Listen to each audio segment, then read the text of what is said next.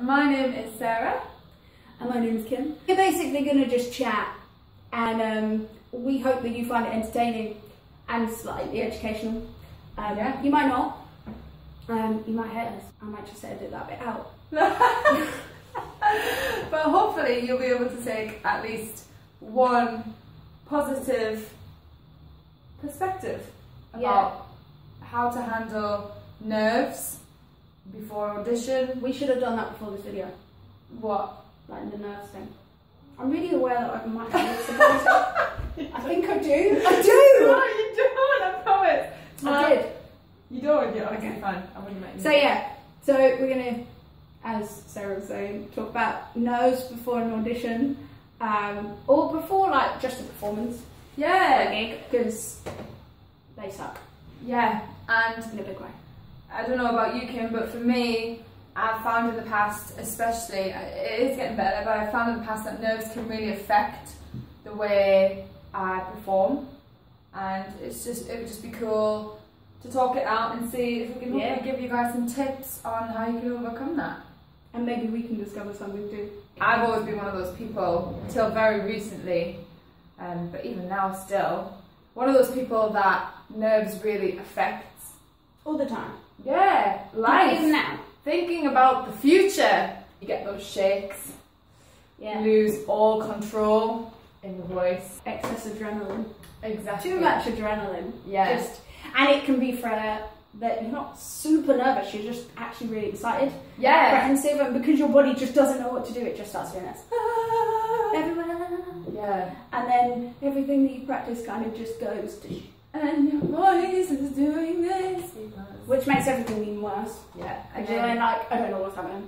And you know that you shouldn't be nervous, but it's just happening and everything's shaking. And you feel like you're spiraling. Yeah. It doesn't necessarily need to be a bad thing, because adrenaline is great. Absolutely. But I feel like when it just gets a bit out of control, you kind of need to rein it in. And I think those performers that have nerves but tend to deal with it better are just better at reining that adrenaline in. Yeah, absolutely. And I don't know about you, but for me it's as simple as kind of just taking a breath. Yeah. And kind of slowing your heart rate down. Yeah, my big thing with that is the shake. I love a good shake. I've kind of got an image of you like twerking backstage. I wouldn't go twerking. Or like Beyonce song. Well, if that's how Beyonce does it, it's good enough for me. Maybe that's where it came from. Maybe.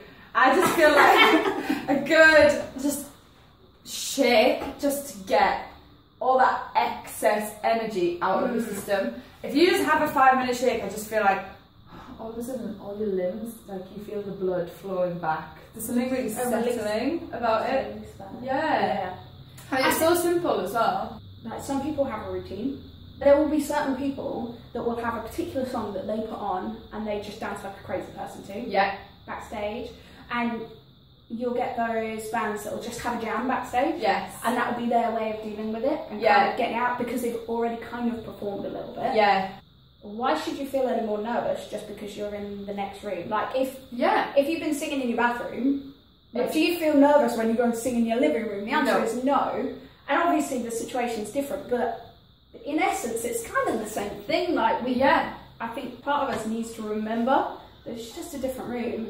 And if it all goes wrong, it's not the end of the world. And if it goes well, great. Yeah. Like, awesome. And if something does go wrong, it doesn't always necessarily mean that what you've done has been spoiled. Yeah. It can sometimes, it can be really insignificant, and I think performers often have this thing where they think one tiny little mistake has ruined the whole performance, when actually a lot of people might not even notice something's gone wrong. Yeah. It's about forgetting lyrics.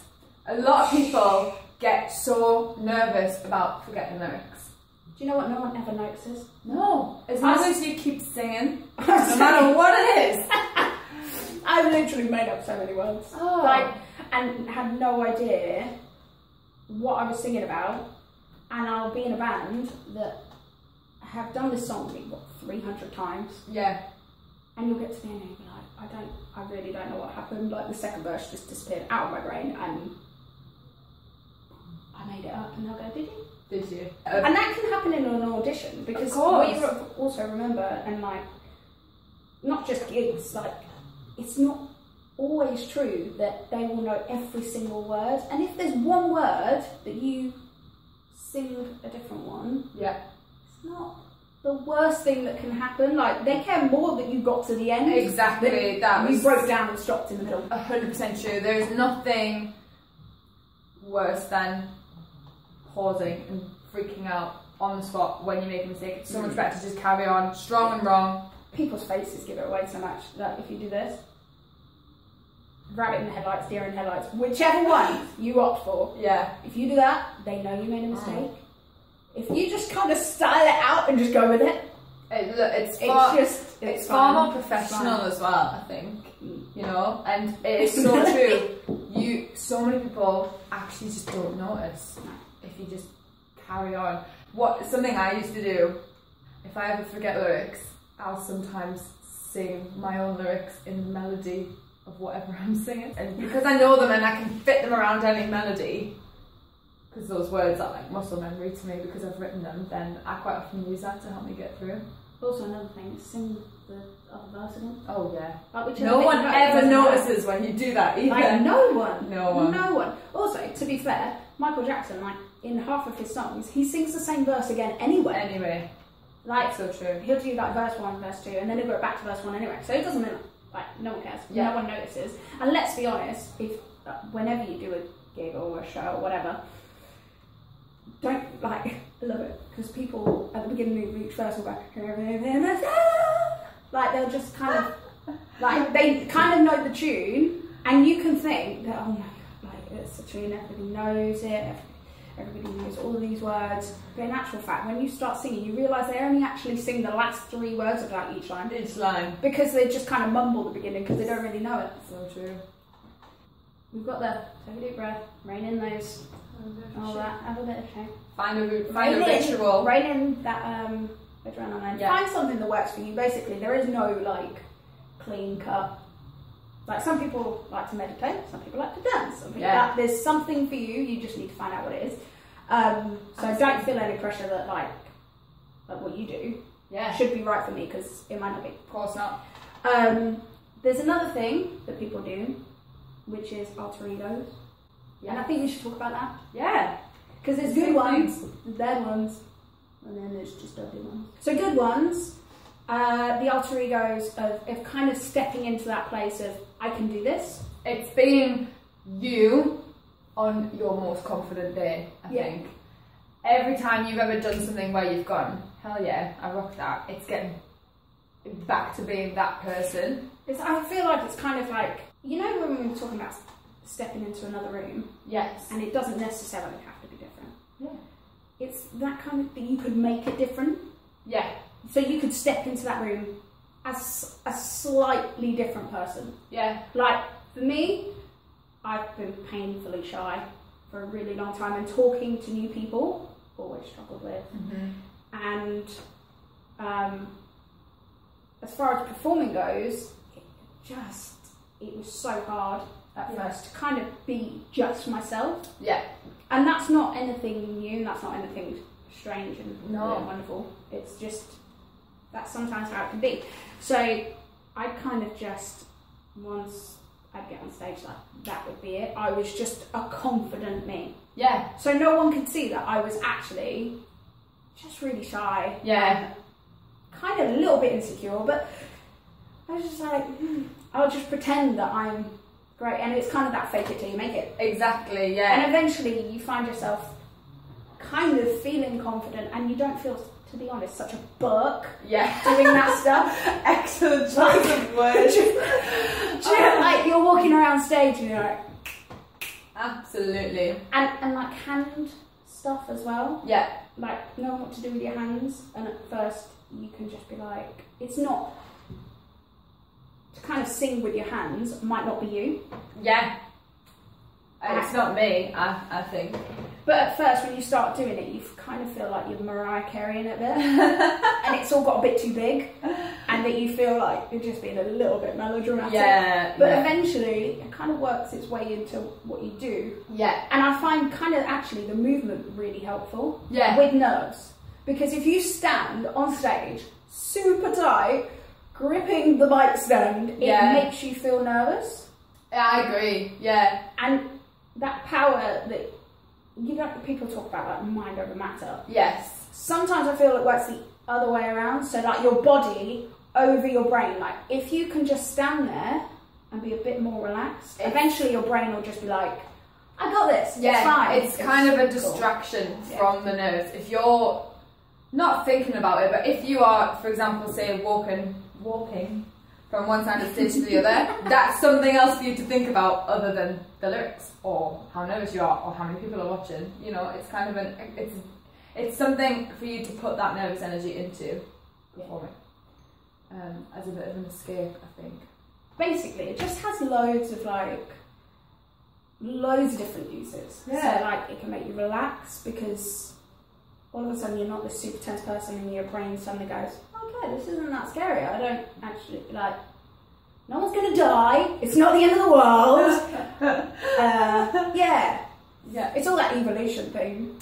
Flight or fight thing. Yes. And your body just doesn't know what to do with it because when that kind of evolved in us, we weren't thinking about standing on the stage. That is true, absolutely. We, like, our lifestyles and what we do has progressed more than evolution has. Like our bodies haven't quite caught up with the fact that we're not about to outrun a lion. I get you. But anyway, alter egos. So there's the good ones, the ones that just kind of get you to relax and that they're fine, and you go. I feel like it's an internal alter ego. Yeah. Like you just tell yourself that it's okay. It's your alter ego is living in your head. It's on stage to other people you look like yourself, but inside you're like, but I think that's where the good side is. Yeah. The bad side, the bit that, let's be honest, I hate, is when that alter ego comes out of people's mouths. Yeah. And it's not them anymore. Yeah. And it all feels a little bit contrived and it all feels a little bit false and forced. Yeah. I think that can sometimes show nerves even more. Yeah. It's quite exposing in that because it doesn't seem like them. So if you're gonna use like the alter ego, I think keep it like a little bit understated. Yeah. Like you could be like, yeah, I got this. In a way to kind of instill confidence in the people that are around you, in the bands and in the people that you're auditioning for. But it doesn't have to go too far. Yeah, I think it still needs to be you. Like this is why when we were talking about being the most confident you, I think that's so important because you're still yourself. The way I like to think of it is, I'm in a performance at the minute where I have to do a routine on stairs in high heels, and I think you should tell them what that is. Okay, go on. I'm in a musical at the moment, all about the history of the band The Drifters. I play a lot of cameo roles to kind of tell the story of the band's history. And there's one particular scene, me and two other girls, we do a dance routine, to Paint Black by the Rolling Stones. And it's choreographed on stairs. So, I have to walk backwards up these stairs in my heels. But the reason I'm laughing is because I'm not coordinated whatsoever. And I'm not gonna lie, I've done 9 shows of this production now. And every single time, I've kind of felt like I've wanted to cry when I know that this scene is coming up. I've never fallen over yet, but there's always that demon on my shoulder like, you could fall over tonight. And what I have to do backstage to get over that is think, I've done 9 performances, however many months of rehearsals, and never fallen over. So I can do this tonight. And you go, pat! Yeah, and then I'm like, right, I've got this. I've done this so many times, and I've done it right, and I've never fallen over. Because let's be honest, if you let that kind of that set, the Sarah that we know, that goes clumsy, klutzy Sarah, that goes stairs, heels, I can't deal with it. Like if she comes out of the little box, like chances are you're gonna stack it. Exactly. So I always have to tell myself when I'm waiting in the wings, I've I've done this 9 times. I've done this for months, and I can do it. And you turn around to it when you say, this is going to be great. Yeah, this is going to be great. That positivity. It's that more confident version of you. So, okay, bad alter egos. This is one which, like, they're the bad to the ugly ones, and they're the ones that, you know what I'm talking about, when the bad ones kind of expose them as being nervous? Yeah. They say one thing sometimes. Actually, these people that do this, they really do. I'm about to go rant mode, like Sarah knows. I don't get nervous. Oh, bull! That's so much rubbish. Yeah, you can tell yourself you don't get nervous. Yeah. But that's just, like, for me, the way I kind of feel about it is, if you genuinely don't get nervous, you don't care. You just don't care. Yeah. Because why would you, like, if you care about anything, you want it to go well. Yes. And with that comes a little bit of apprehension. Like, it might not be unbelievably. Yeah, it might not be enough to make you freeze and freak out, but you still care. And it will make you, like, tiny butterflies in your stomach, whatever. But if you say, I don't get nervous, and you, like, wholeheartedly just put that out there, and you say that to like, I've heard people say it to, like, some of the best people in the, like, music industry, and the best in their fields, and they say, I don't get nervous, and it comes across the, like, when they do it, you just like, did they really? No, they did just say that. They just said that to that person that has had, like, a 30-year career, and, like, and you've just said you don't get nervous, and their reaction is, right, we've heard this all before, this is a load of crap, like, I know it's just rubbish. Yes. So it comes under that. It's ugly, and it makes you look, it makes you look awful and unprofessional. Yeah. And it's all about channeling however you're feeling in a positive way. Yeah, absolutely. And internally, it's all about a mindset rather than a mouth set. Does that make sense? I thought that right now. That was on the mindset to mouth set. Yeah. If it comes out in this kind of ugly, I know it all, don't even talk to me. You want to embrace that in your head, and then go and bring yourself to the performance rather than putting it out. Yeah, like, because the thing is, that can come from people going, oh, don't be nervous, and they go, I don't get nervous. And there's, like, those people that said, oh, don't be nervous, they're just trying to help. Yeah. Like, you didn't need to, like, it comes as like a snap at them. Like an attitude and it's thing. it's an attitude, and you just leave that. If someone says, don't be nervous, just say, I'll be okay. Like, you don't need to be like, I don't get nervous. Just go, I'll be okay.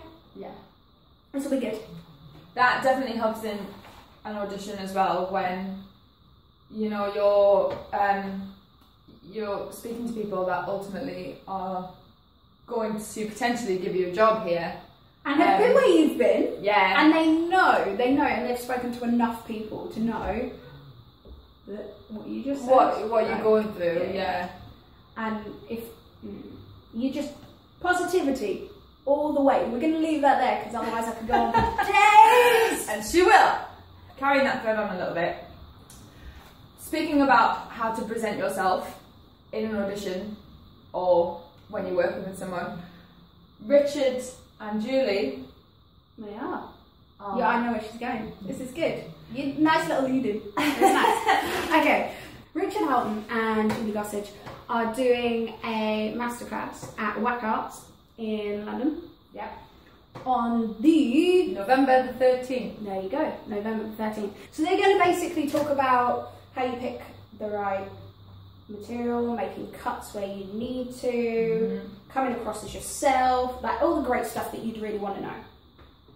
So that's going to be a Whack Arts from 10 AM till 5 PM. Yeah. 13th of November. You said that before, and saying it again.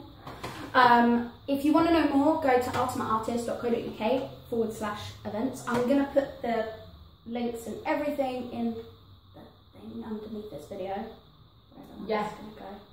I would love to be able to be like, here. But let's be honest, like, I'll probably fluff that. Yeah. So, yeah, they'll all be under there. We haven't actually talked about Ultimate Artists. We haven't. We should probably do that. For those of you watching that are like, what is this Ultimate Artist? What is this craziness talking about? Ultimate Artists, we run masterclasses, webinars. The webinars are all free. So you got nothing to lose. You may as well just sign up for those. Absolutely. You can literally sit there with a little like burger in a onesie. Cup of tea. Mine's gone cold. Mine has as well. Yeah, and watch them.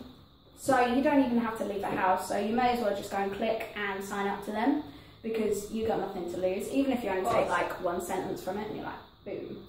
That's the whole point. That's the whole point. Yeah. So sign up to the webinars. Check out the masterclasses. If you want to get down to one of those, they're really easy. We do one a month.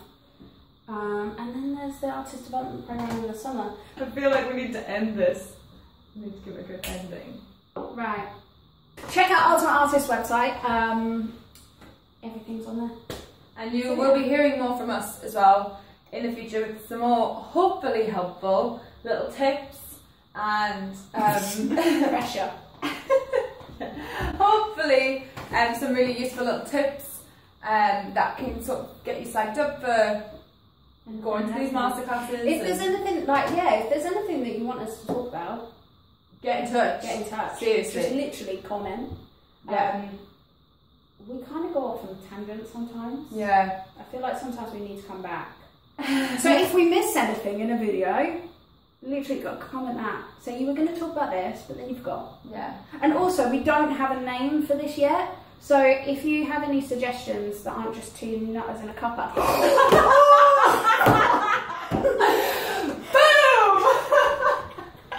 That was literally just like out of thin air. I didn't even plan that. It's funny because it's true. Right, so, you know when we were talking about like these might be slightly educational but hopefully entertaining? Yes. That's where we've gone. So yeah, so you've been Sarah. I've been Sarah. I've been Kim. She's been Kim. And yeah, we're going to chat at some point in the future. Yeah. And hopefully you guys will watch it. And you'll be there with us. Yeah, enter into our madness. Right, put the cat on. I'm on it.